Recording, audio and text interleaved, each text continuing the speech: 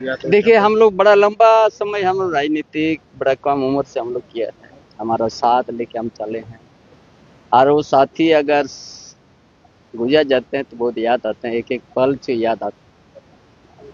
इसलिए हम मरम गुरु जार आयोग की यहाँ प्रार्थना करूंगा कि आज रामदास बाबू का आत्मा का शांति मिले और इस दुख का घड़ी में उनका परिवार को भी एक सहन शक्ति मिले।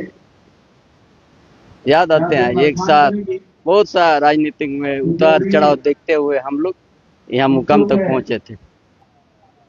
हम लोग जीरो से शुरू किया था और पल पल याद हम किया आ रहा है कि हम लोग एक साथ चलते थे, है ना। आज वो साथी यदि गुजर जाएगा बहुत याद आते हैं कि हम लोग कहाँ सोते थे, किस जगह हम लोग करते थे, क्या कैसे संगठन बनाते थे, कैसे आगे बढ़ते थे, ये बहुत सारी बात।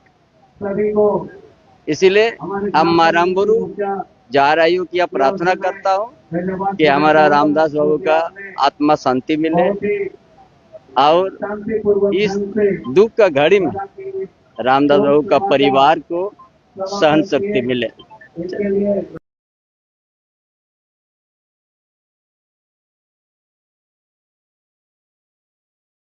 दिसम दुनिया रे खबर संताली ते ñel लगित ते सब्सक्राइब तउन पे सरना खबर सब्सक्राइब लेखान कौडी दो बांग लगा।